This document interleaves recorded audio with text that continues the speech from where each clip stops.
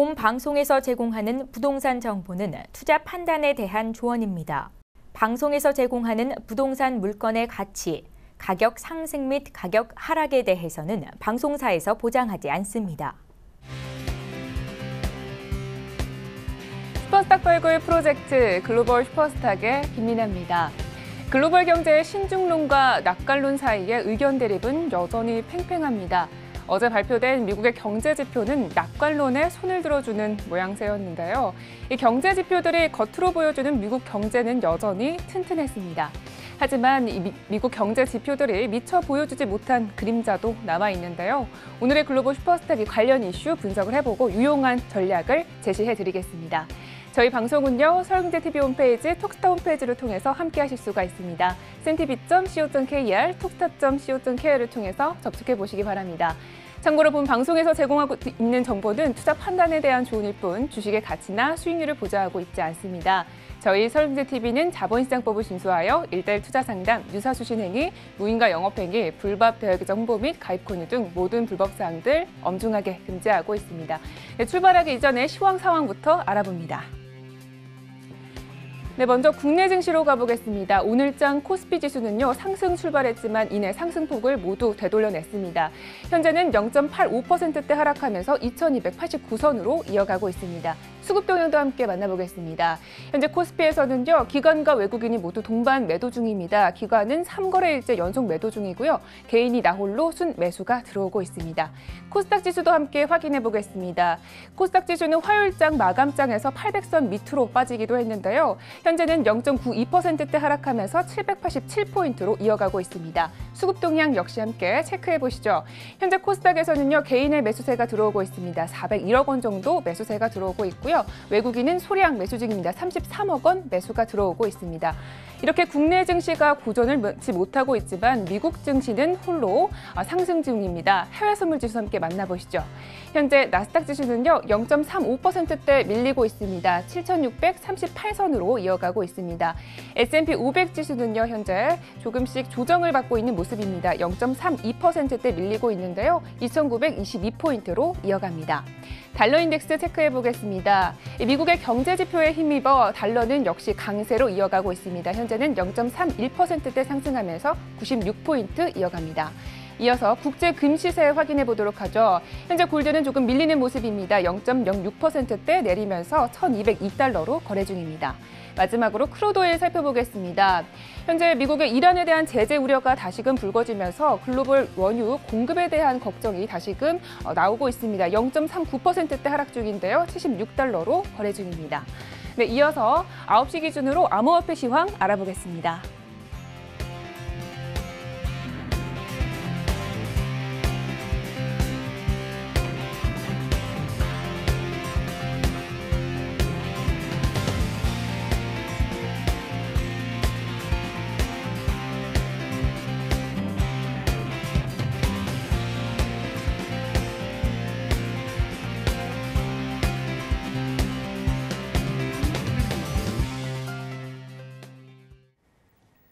네, 글로벌 슈퍼스탁 첫 번째 코너 본격적으로 시작합니다. 오늘의 글로벌 이슈 먼저 만나보시겠습니다.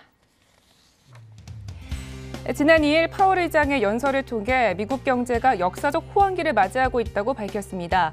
저물가와 낮은 실업률을 한꺼번에 누리면서 최고의 경제 호조를 누리고 있는 미국 경제 지표에 대해 분석하는 시간을 마련했습니다. 국제유가가 각종 악재에 다시 한번 치솟고 있습니다. 배럴당 100달러 시대가 다시 찾아오는 것이 아니냐는 우려가 시장 내부에 퍼지고 있는데요. 잠시 후에 국제유가의 불안한 흐름에 대해서 자세히 알아봅니다. 네, 이번에는 이슈에 대해서 자세하게 이야기를 나눠보는 시간을 마련했습니다. 오늘은요, 저희 김동우 멘토님과 함께합니다. 네, 멘토님 안녕하세요. 네, 안녕하세요. 김동우입니다. 네, 반갑습니다. 네, 반갑습니다. 네, 먼저 첫 번째 이슈부터 살펴보겠습니다. 어떤 내용인가요? 네, 지금 미국 시장의 저실업, 저물가, 이제 이런 동시에 일어나는 경우가 좀 드문데요. 그래서 역사적으로 희귀한 호황이다라는 표현으로 이제 기사가 나왔는데요. 제롬 파월 미국 연방준비제도 의장이 미국 경제가 역사적으로 희귀한 호황을 경험하고 있다라고 말을 했는데요. 현재 매우 낮은 인플레이션율과 실업률을 경험하고 있는 미국인들은 역사적으로 유례없는 희귀한 시대, 영어로 extraordinary times라는 이런 표현을 하고 있는데요. 저물가와 낮은 실업률은 이제 자본주의 시장 경제 국가들의 어떤 로망일 만큼 달성하기 어려운 이제 그런 걸로 여겨져 왔는데, 현재 미국 시장이 지금 현재는 뭐 반짝일지 지속될지는 모르겠지만 이제 그런 부분을 보여주고 있다는 얘기고요. 이제 실업률이 50년 이래 최저 수준이고, 그리고 인플레이션은 연준의 목표치인 2% 수준이라고 밝혔고요. 자, 2020년까지 실업률은 4% 이하에 머물고 인플레이션도 2% 근처일 거라고 이제 전망을 하고 있는데요. 일반적으로 이제 실업률이 낮아지면 물가가 오르게 되고, 실업률이 높아지면 물가는 내리는데, 현재 미국 경제 자체는 실업률도 낮고 물가도 낮은 이제 두 마리의 토끼를 한꺼번에 잡을 정도의 어떤 견고하다는 그런 분석을 하고 있습니다. 예, 연준이 지난달 26일에 기준금리를 0.25% 올리면 이제 인상을 시키면서, 연준이 이번 금리 상향 조정이 올 들어서 3월과 6월 그리고 9월에 이제 세 번째 인상을 하게 된 건데요. 연준은 이제 12월에도 금리를 한 차례 더 올릴 수 있다라는 이제 예상을 하고 있고요. 2020년까지 금리 인상 기조를 유지할 수 있다는 그런 점을 이제 시사를 했습니다. 이제 한편 이제 시장에서는 이러한 파월 의장의 발언에 대해서 인플레이션의 상승 우려를 너무 관가한 것은 아니냐는 그런 평가도 나오고 있기 때문에요. 하지만 무역 전쟁으로 물가 상승 압력이 높아질 수가 있겠고요. 또 고율 관세가 부과된 기업들은 제품 가격을 올릴 가능성이 있기 때문에 향후의 추이를 좀 더 지켜봐야 할 필요성은 있겠습니다. 네, 여기까지입니다. 네, 알겠습니다. 이번 금요일에는요, 또 비농업 고용지수가 나온다고 하니까요, 함께 챙겨보시면 좋겠습니다. 이렇게 해서 첫 번째 이슈는 여기까지 알아보고요. 자, 다음 이슈도 함께 이야기를 나눠보도록 하겠습니다. 국제 유가와 관련된 이야기인데 먼저 뉴스 소개부터 좀 들어보겠습니다. 네, 지금 유가가 이제 급등을 하고 있는 부분인데요. 물론 이제 이란 제재 부분이 가장 큰 원인이 되겠고요. 그래서 급등 자체도 제가 지난주에도 말씀드렸지만 75불대 선까지도 가능은 하다고 말씀을 드렸는데, 거기를 돌파하면서 지금 굉장한 지금 상승을 보여주고 있어요. 그래서 이제 특히 우리나라에서의 국내 수입 비중이 가장 높은 이제 두바이유 같은 경우 벌써 배럴당 80달러를 돌파를 했고요. 거의 4년 만에 지금 최고치라고 볼 수가 있겠습니다. 그래서 우리나라는 사실 원유가 생산되지 않고 원유를 수입하는 수입국이기 때문에 유가 상승은 고스란히 이제 저희 나라의 경제의 가계와 또 기업들의 비용 증가로 이어질 수밖에 없습니다.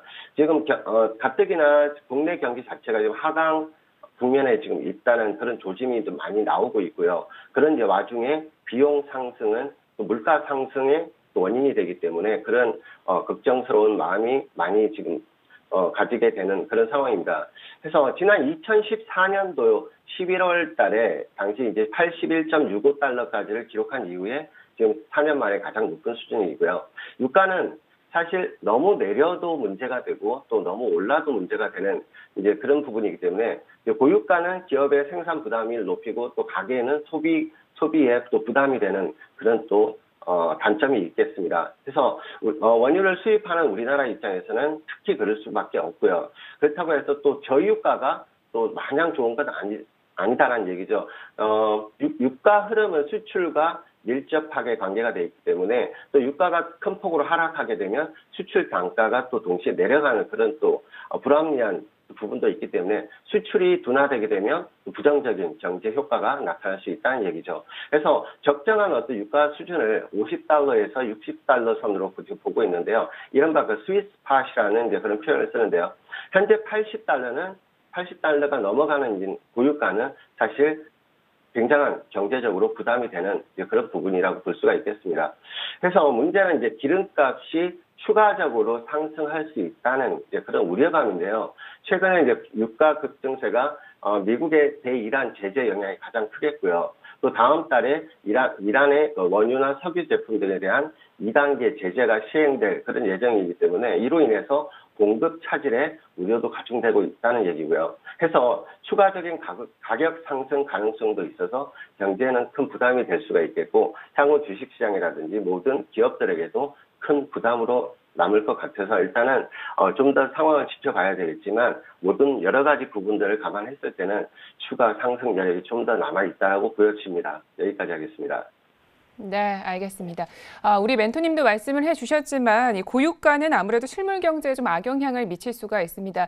그런데 첫 번째 이슈에서 살펴봤듯이 저희 미국 경제 지표는 여전히 호조를 나타냈는데요. 그렇다면 이 고유가 시대에 미국의 화랑은 언제까지 이어갈 것이라고 전망하시나요? 사실 그 부분은 제가 딱히 어느 시기라고까지는 말씀드리기는 어렵겠지만, 이제 트럼프 행정부 이제 시행 이후에 지금 여러 가지 법인세 인하라든지 그리고 자국 무역 보호주의 뭐 이런 부분들이 지금 큰 이제 효과를 보이고는 있는데요. 사실 그 부분은 갈수록 만약에 또 제품 가격이 오르고 또 인플레이션이 또 생각보다는 더 빨리 진전이 되고 한다면 어느 부분 몇 개월 후가 될지 한 1년 후가 될지는 모르겠지만 또 상당한 또 악재가 또 터질 가능성도 충분히 있다라고 보여지기 때문에 언제까지 이런 화랑이 지속되겠다고 예상을 하는 건 사실 어렵고요. 그렇다 보니까 올 하반기까지는 어느 정도의 이런 또 화랑이 이어질 수는 있겠지만 또 거기에 반해서 또 저희가 우려하는 인플레이션이라든지 또 가격 상승 우려가 나올 수 있기 때문에 그 점도 여러분들이 항상 주시하면서 시장 대응을 하셔야 되겠습니다. 네, 알겠습니다.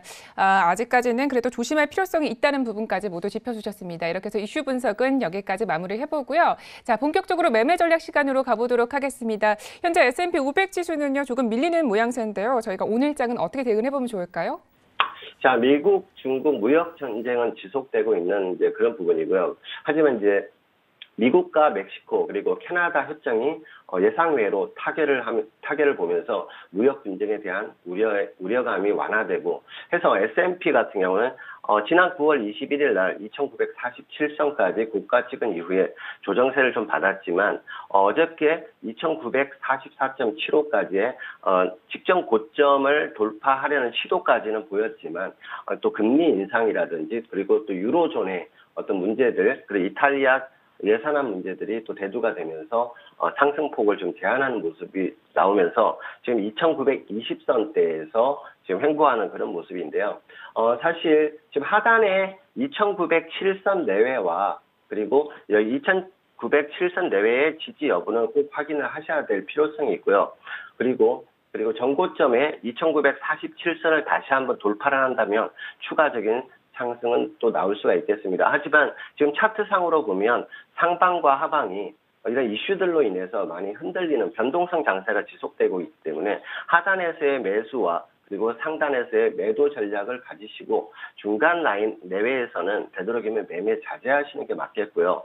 해서 지금 오늘 같은 경우 지금 저가 쪽으로 좀 밀리는 모습이 보이는데 사실 이슈들이 좋은 소식보다는 나쁜 소식들이 더 많기 때문에 오늘은 단기 하락을 볼 수도 있기 때문에요. 2,908선 내외까지의 단기 하락 염두에 두시고 단기 매도 손절 라인 오늘 고가를 돌파하지 못한다는 조건 아래 단기 매도 전략 지금 시간 기준으로 드리도록 하겠고요. 단기 목표는 2,910라인 정도 일단 설정해 드리도록 하겠습니다. 네, 알겠습니다. S&P 500 같은 경우에는 조금의 조정세가 더 이어질 수 있다는 부분 짚어주셨는데요. 자, 그렇다면 나스닥 지수에 대해서 보도록 하겠습니다. 현재 기술주가 조금 조정을 받고 있는데 어떻게 보시나요?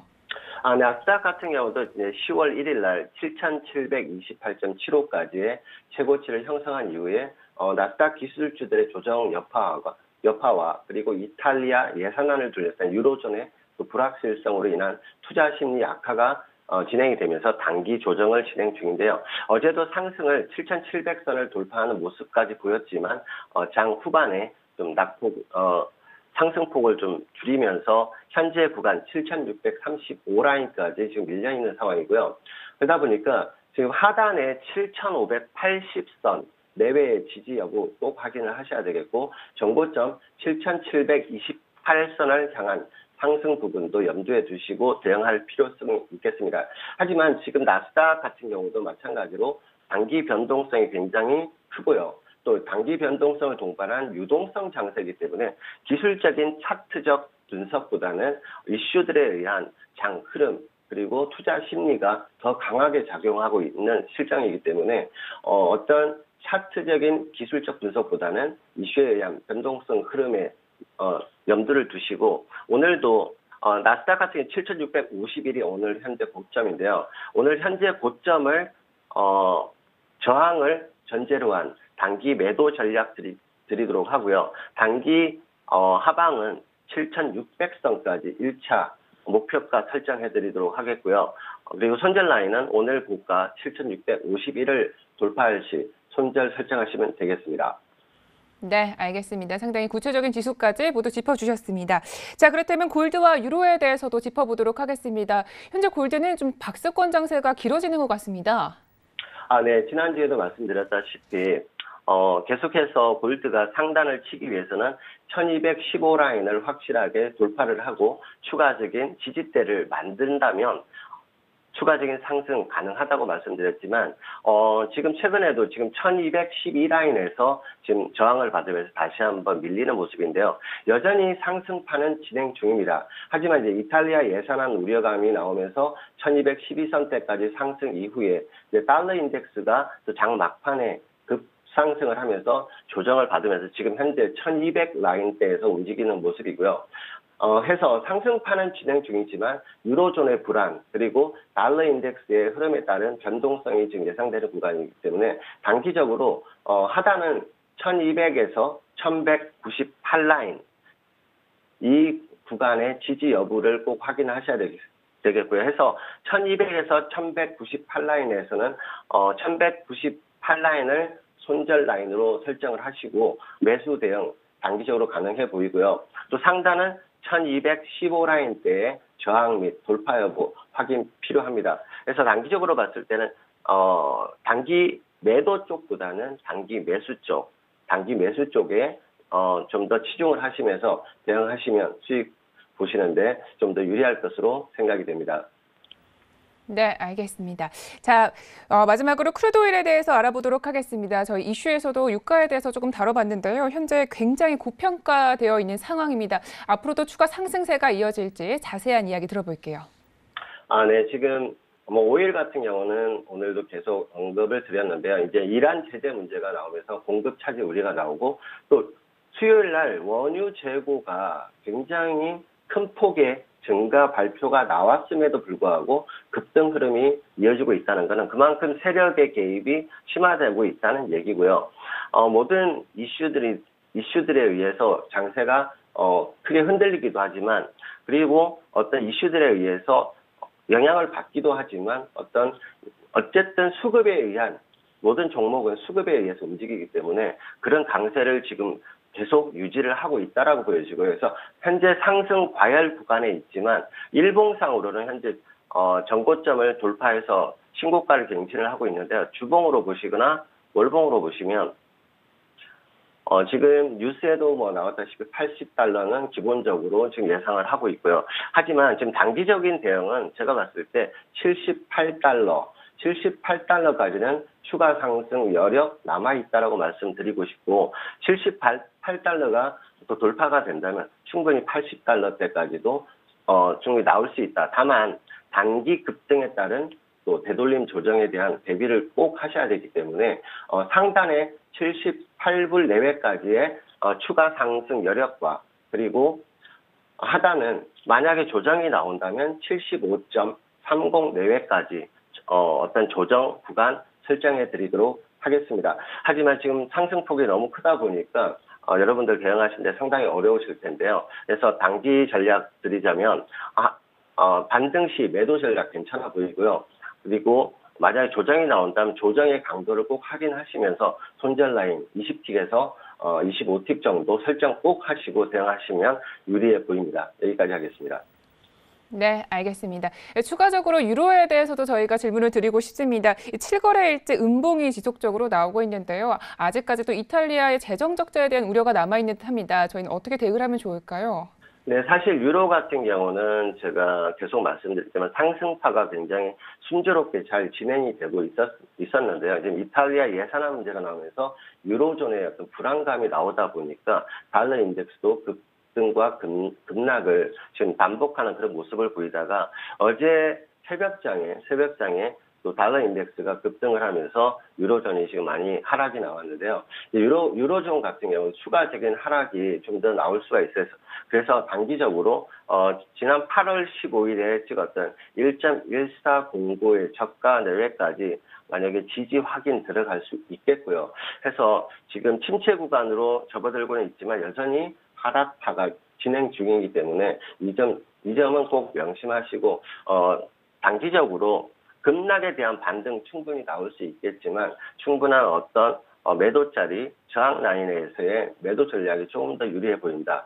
해서 1차적으로는 지난 저점 1.1409까지의 지지 여부 확인 전까지는 단기 매도 전략. 하지만 손절 라인 꼭 20틱에서 30틱 설정하시고 단기 매도 전략 구사하시면 좀 더 유리해 보인다고 생각이 됩니다.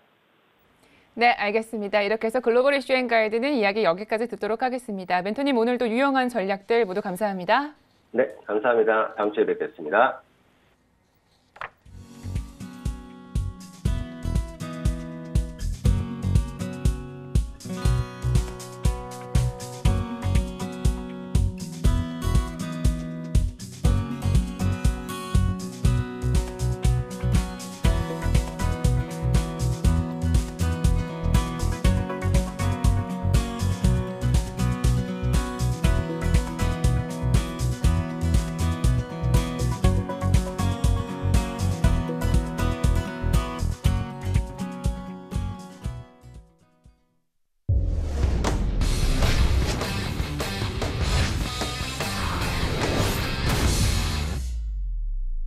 네, 차이나 이슈 앤 가이드 시작합니다. 중국 상해장은 이번 주 내내 휴장이고요. 현재 홍콩 항생 선물 지수는 0.76%대 1% 넘는 하락을 좀 보여주면서 26,700선에서 이어가고 있습니다. 자, 우리는 중국 휴장 동안의 전략을 잘 구축을 해 나가야겠는데요. 오늘장 이슈부터 확인해 보시죠. 오늘의 차이나 이슈 첫 번째입니다. 지난 3주 동안 종적을 감췄던 중국 배우 판빙빙이 모습을 드러냈습니다. 중국 정부의 벌금 부과 발표에 SNS를 통해서 심경 고백을 하고 나선 건데요. 관련 사건 잠시 후에 조금 더 자세히 알아보겠습니다. 두 번째 차이나 이슈입니다. 중국 수출 시장이 미국과의 무역 전쟁 여파로 휘청이고 있습니다. 이에 중국 정부에서는 세금 감세라는 대응책을 마련했는데요. 정부의 이번 감세 정책이 수출 시장에는 어느 정도나 효과를 나타낼지 두 번째 차이나 이슈에서 분석을 해보겠습니다. 네, 이제 본격적으로 더욱더 깊이 있는 분석을 시작을 해보도록 하겠습니다. 오늘은 김정철 본부장님과 함께합니다. 네, 멘토님 안녕하세요. 네, 안녕하십니까. 네, 반갑습니다.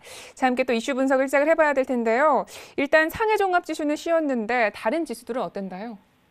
네, 사실 우리나라가 지금 급락하고 있습니다. 지금 우리나라 급락하고 있는데요. 이 급락의 주범이 바로 중국 증시입니다. 중국 증시고요. 중국 상해 지수가 상승 지수부터 해서 이 중국 증시가 지금 안 좋은 부분이 우리나라 급락의 주요 원인입니다. 반드시 이 부분을 아셔야 됩니다. 지금 상황 자체가 좋지가 않네요. 우리나라 증시도 지금 보시면 코스피 1.19% 밀리고요. 코스닥은 0.84% 밀리고 있는데 아마 상생지수 오늘 시초가 아마 하락 출발할 것 같고요. 중국 증시도. 지금 중국 증시에서 지금 자금 이탈 상황이 계속되고 있다. 뭐 이렇게 보시면 좋을 것 같은데 이유는 간단합니다. 달러가 강해지면서 결국 우리나라 원달러 환율이 올라가면서 결국은 외국인 투자자들이 우리나라의 투자 메리트를 잃게 되는 거죠. 그것 때문에 지금 하락하는 거니까요. 그래서 쭉 밀리고 있는 거거든요. 쭉 밀리고 있는 건데 이게 달러를 계속 밀어붙이고 있는 게 뭐냐면 지금 유로 때문에 그래요. 유로 때문에. 지금 유로존이 지금 안 좋기 때문에 유로존 안 좋은 유로화가 하락하면서 달러가 상승하고 뭐 그런 상황이 벌어지고 있거든요. 그래서 홍콩 항생지수 역시 마찬가지로 상당히 좋지 않은데 이게 우리나라 증시도 마찬가지지만 전체 이머징 마켓이 좀 올라가려면 홍콩 항생지수가 홍콩 항생지수, 중국 상해지수가 올라가야 됩니다. 올라가야 되는데 한 가지 더 안 좋은 점, 그러니까 우리나라 증시에는 안 좋은 점인데 MSCI 그 EM지수 편입해서 지금 홍콩 항생지수 말고 이제 상해 본토 주식을 편입하게 돼 있거든요. 근데 이 본토 주식 편입하는 게 기존 예상보다 더 많은 퍼센트를 지금 편입해야 되는 상황입니다. 그래서 우리나라 증시에는 엄청난 악재고요. 왜냐면 우리나라에 투자할 돈이 중국에 들어가는 거기 때문에 항상 악재고, 중국으로서는 그나마 증시를 버틸만한 요인인데 제가 봤을 때 지금 상해 종합이 다음 주에 증시 열리면은 지금 상승분 다 반납하고 다시 2,800선 밑으로 밀 것 같거든요.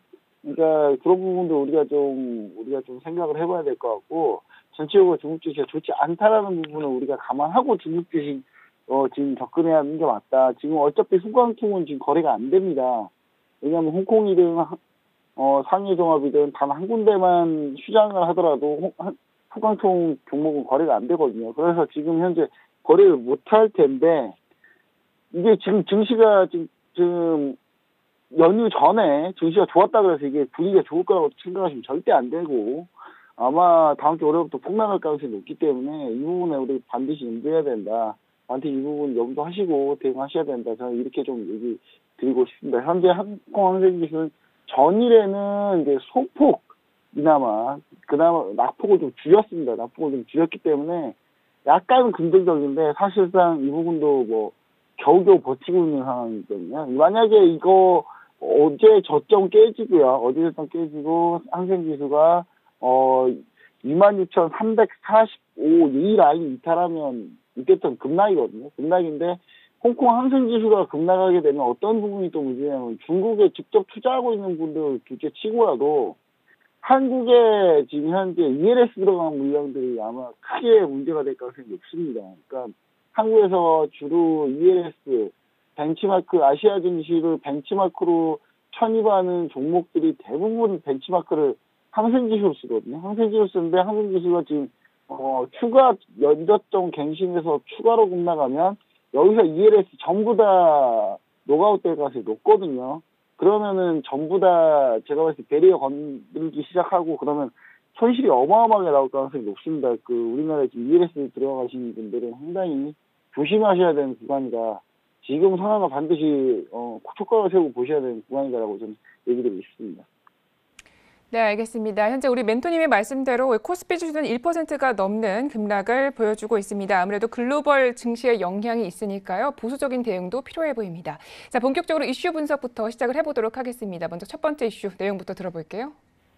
네, 어제 이제 뜨겁게 나갔죠. 어제 9시 뉴스에도 계속 나온 우리나라 9시 뉴스도 계속 나왔는데 중국의 이제 탈세로 이제 판빙빙이 중국의 이제 유명 여배우죠. 국민 여배우입니다. 국민 여배우. 우리나라 옛날로 따지고 보면 이제 고 최진실 씨 정도 급이었거든요.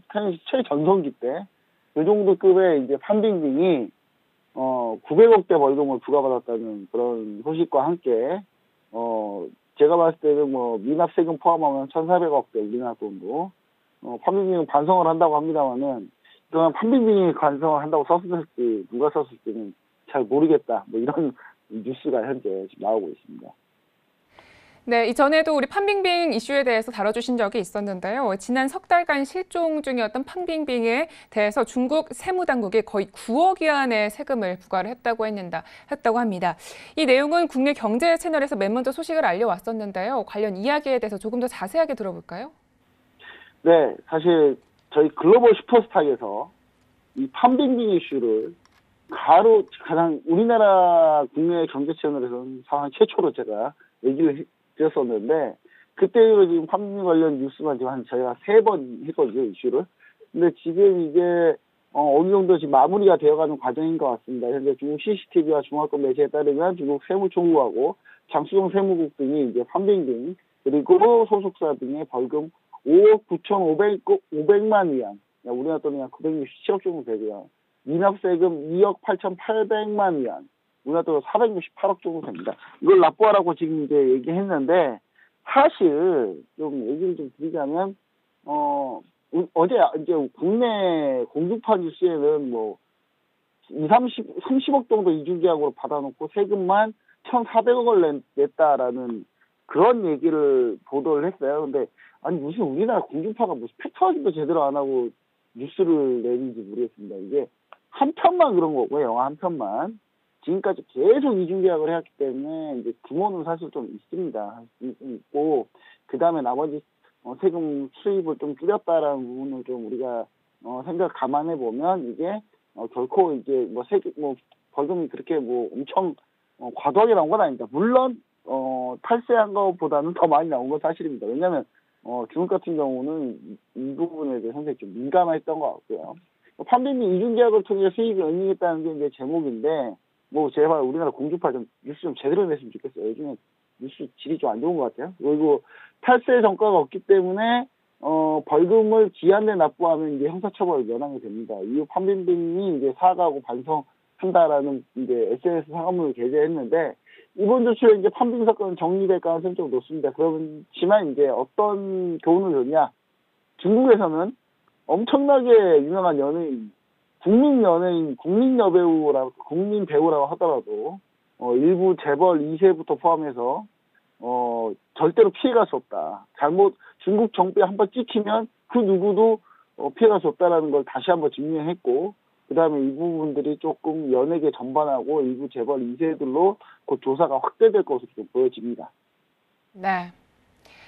이번 사건은요, 이 판빙빙의 실종 때문에 사실 유명해졌는데, 실제로는 이 중국 사회 문제, 그리고 엔터 산업의 문제, 인권 문제까지 저희가 연결이 되어 있다고 볼 수가 있겠습니다. 우리 멘토님은 이번 사건 어떻게 진단하고 계신가요? 네, 사실 이 문제의 이제 본질은 중국 엔터계 만연한 이중계약이거든요. 왜냐면 중국이 이제 그 영화 산업이든 뭐 어떤 산업이든 한번 딱 해서 뭐가 한 방 딱 터졌다 그러면 투자한 거 대비 어마어마하게 많은 수익을 얻기 때문에 기존에 이제 중국 정부가 가지고 있는 가이드라인 정도로는 배우들이나 이런 부분들의 이제 금액을 맞춰주기가 쉽지가 않아요.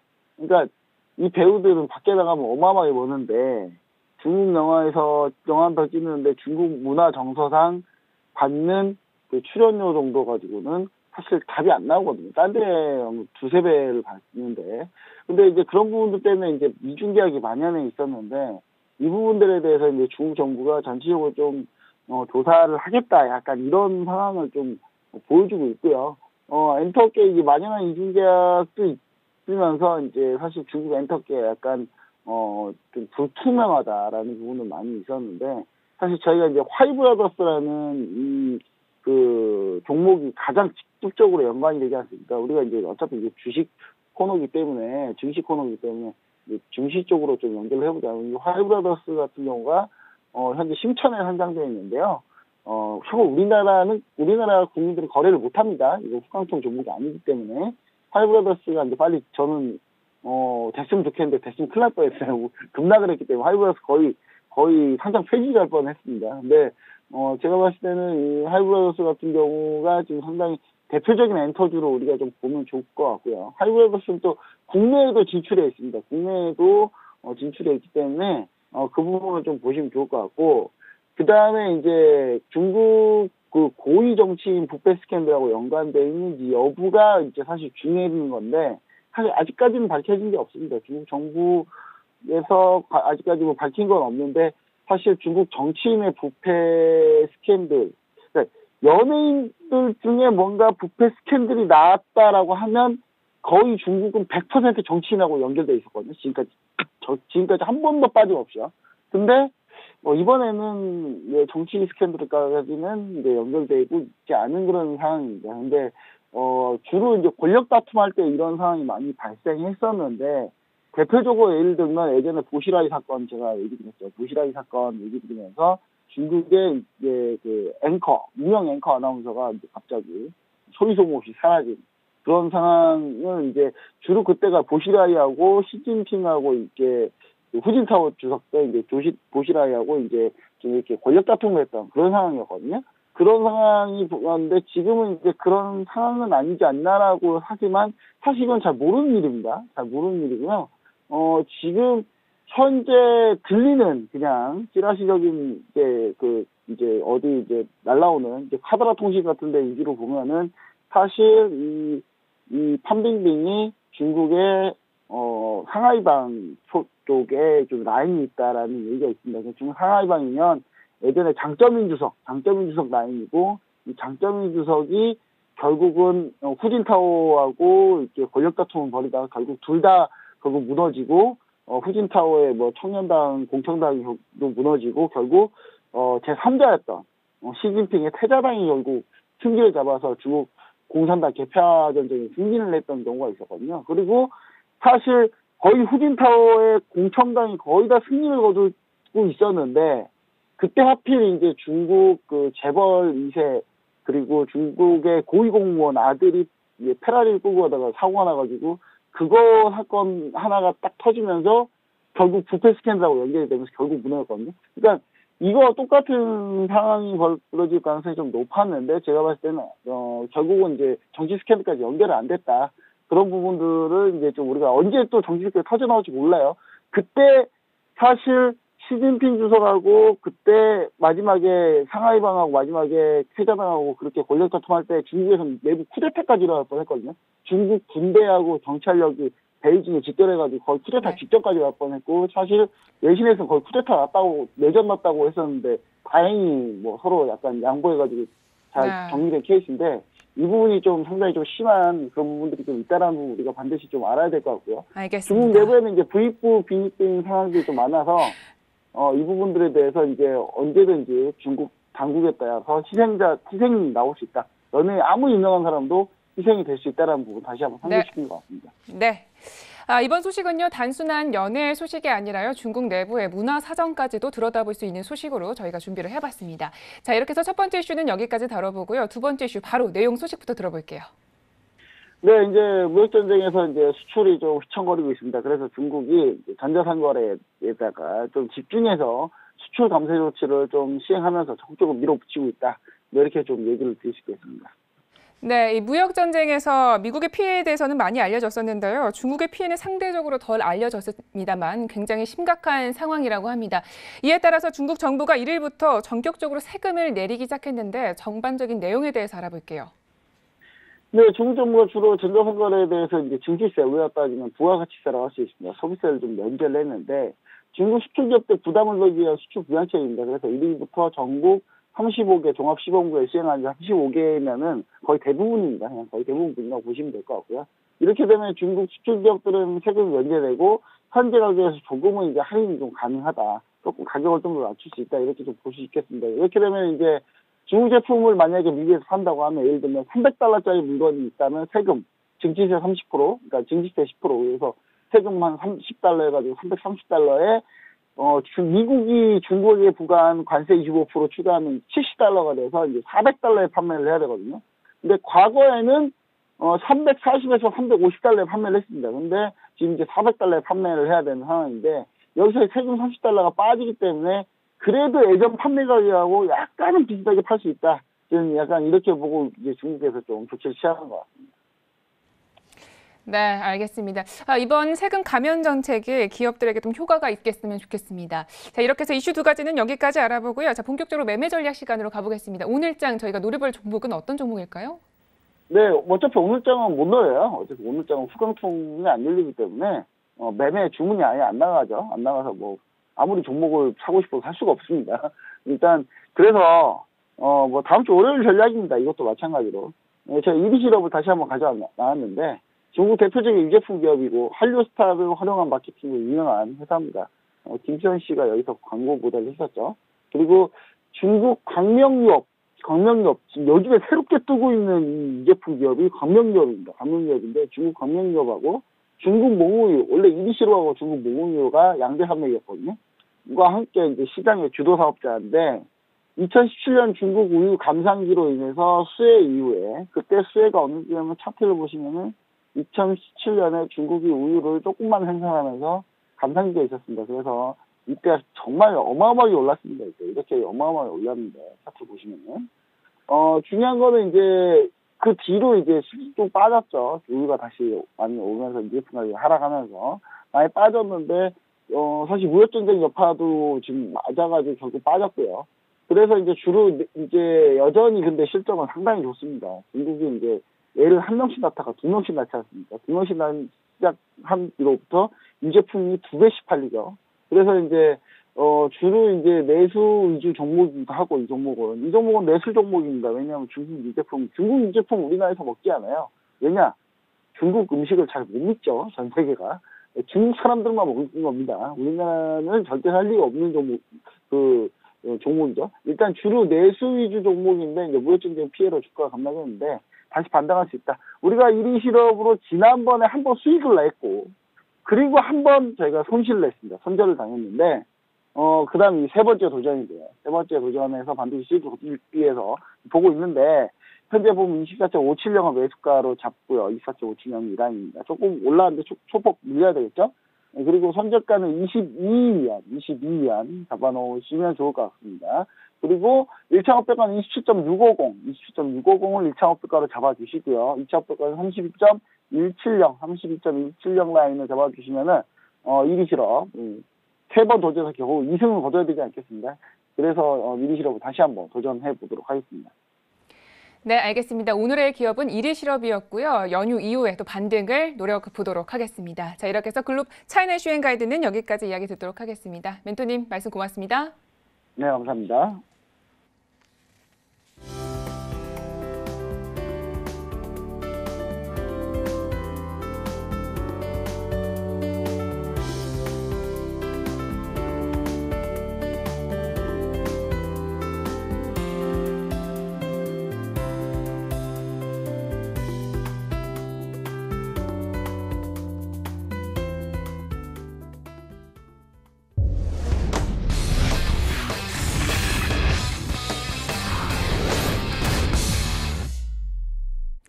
네, 코인 이슈 앤 가이드 시작합니다. 지난 2일 빌 클린턴에 이어서 정치계 인사들이 암호화폐 관련한 의견들을 내놓고 있는데요. 관련 소식 오늘의 이슈를 통해서 자세히 알아봅니다.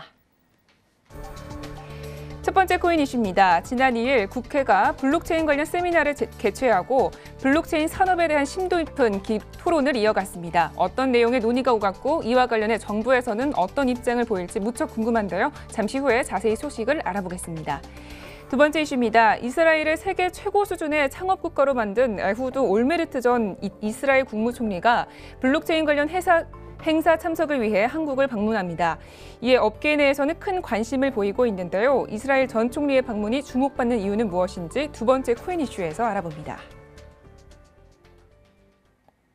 네, 본격적으로 코인 이슈 앤 가이드 시작을 해보도록 하겠습니다. 오늘은요, 서른지 멘토님과 함께합니다. 네, 멘토님 안녕하세요. 네, 안녕하세요. 네, 반갑습니다. 자, 본격적으로 이슈 분석 시작해보죠. 어떤 내용인가요? 네, 2일 국회 도서관 소회의실에서 열린 대한민국의 새로운 기회 블록체인 ABC 코리아 세미나에서 민병두 정무위원장은 블록체인의 길을 정부가 열어줘야 하는데 이를 방치하면서 산업 경쟁력이 약화되고 있다. 다음 달 중 국회에서 특위 등을 구성해 본격적인 방안을 모색할 것이다 라고 전했습니다. 이날 세미나에는 민병두 국회 정무위원회 위원장과 과학기술정보방송통신위원회 노웅래 위원장, 한국블록체인협회와 한국블록체인산업진흥협회, 오픈블록체인산업협회, 사단법인 여시제가 공동 주최하는 블록체인 주요 인사들이 모여 한국블록체인 산업에 관하여 논의하였습니다. 네. 이번 세미나를 통해서 정부가 또다시 본격적으로 행동을 좀 나타낼 수 있을지 기대를 해볼 수가 있을 것 같은데요. 자, 그렇다면 세미나에서 본격적으로 어떤 내용을 다룬다요? 네, 정보통신부 장관을 지낸 진대재 한국블록체인협회장은 이날 세미나에서 발제자로 나서 국내 상황에 적합한 한국형 가이드라인을 제안하였습니다. 진 회장은 가상화폐, 가상통화, 암호화 자산 등으로 불리는 암호화폐에 대한 명칭을 디지털 토큰으로 통일해야 한다고 역설하였습니다. 제안된 가이드라인에 따르면 거래소는 자기 자본 20억 원 이상을 갖추고 상장 비용을 공개를 하면서 민원 센터를 구축해야 합니다.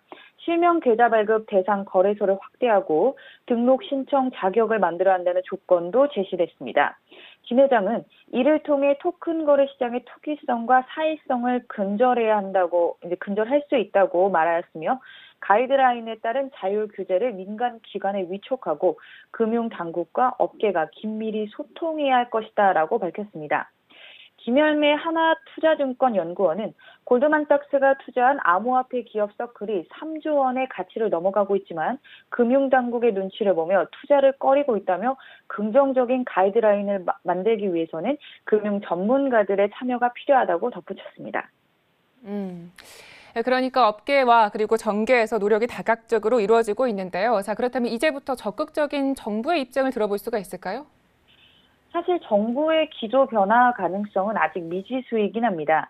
같은 날 국회에서 진행된 경제 분야 대정부 질문에서 민 의원은 정부의 ICO 허용과 블록체인 규제 완화를 건의했습니다.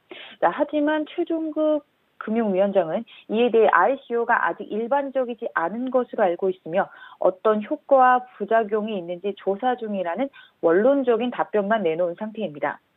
정부의 입장이 아직 불투명하지만 곧 어떠한 조치를 취할 것은 분명합니다. 업계와 정계에서 이렇게 다각적으로 노력하는 모습에 정부는 반드시 입장 표명을 해줘야 하기 때문입니다. 현재 한국에서 블록체인에 관심이 날로 높아지고 있는 상태이기 때문에 정부의 입장을 곧 들을 수 있을 것으로 보고 있습니다. 알겠습니다. 추후에도 입장이 나오면 관련 소식을 전해드리도록 하겠습니다. 자, 이렇게 해서 첫 번째 이슈는 여기까지 분석을 해보고요. 두 번째 이슈 내용부터 들어볼게요. 네, 벤처기업에 대한 적극적 지원과 투자 유치로 이스라엘 창업 붐을 일으킨 에우드 올메르트 전 이스라엘 국무총리가 8년 만에 한국을 방문하여 ABF 행사에 참석하기로 하였습니다. 이스라엘은 창업 국가에서 블록체인 선진국으로 도약 중이며 블록체인 산업을 전 분야에 접목시키려 노력하고 있습니다. 이러한 이스라엘의 전 국무총리가 한국 정부에 어떠한 입장을 내놓을지 주목이 되고 있는 상황입니다. 네, 이 전 이스라엘 국무총리가 한국 내 블록체인 행사에 참여한다 이런 소식인데요. 그렇다면 이번 올메르트 전 총리가 이렇게 주목을 받는 이유는 어떤 것이 있을까요?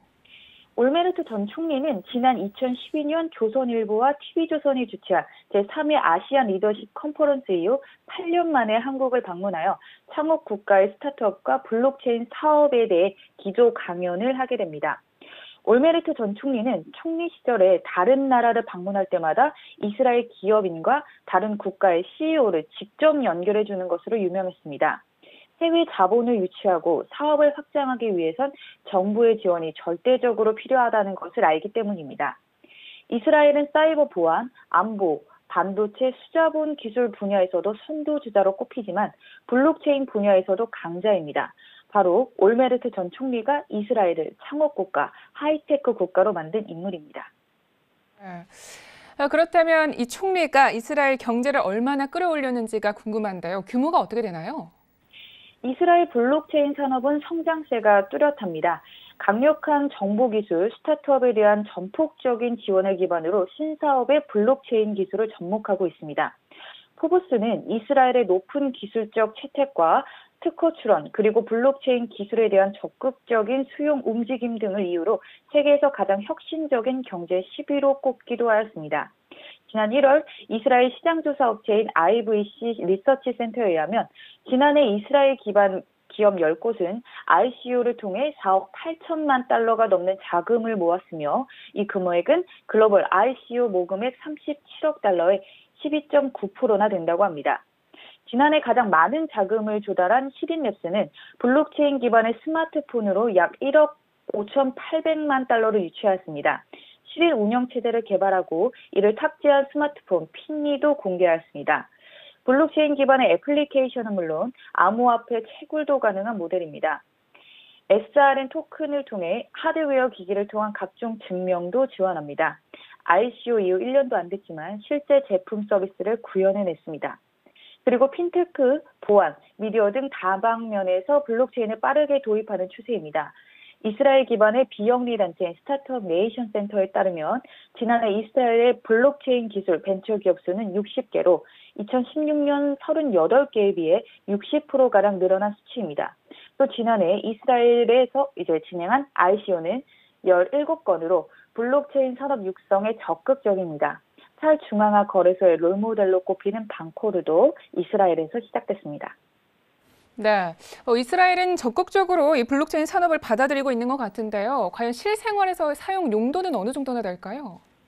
네, 실생활에서도 암호화폐 사용에 적극적입니다. 전 세계 거래량을 보여주는 코인일스 기준으로 지난 29일 현재 이스라엘의 비트코인 거래 순위는 44위입니다. 요르단은 77위, 이집트는 60위로 이스라엘은 주변국보다 확실히 높은 수준임을 알 수 있습니다.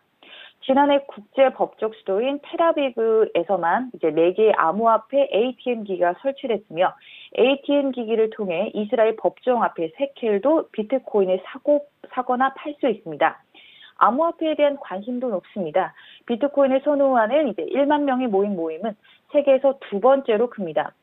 블룸버그는 이스라엘 인구가 미국의 40분의 1에 불과하다는 점을 고려하면 대단한 규모이고 이스라엘에서 비트코인의 인기가 얼마나 높은지 보여준다라고 보도한 바도 있었습니다.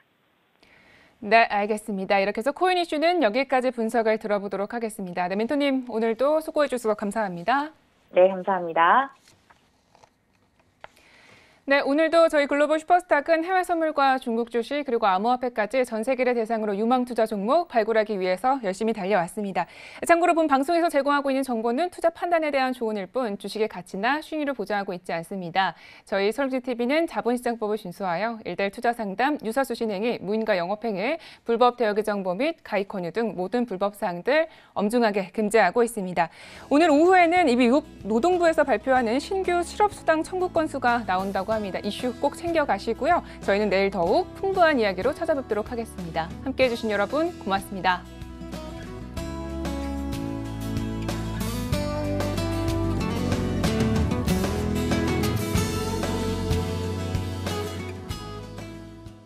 본 방송에서 제공하는 부동산 정보는 투자 판단에 대한 조언입니다.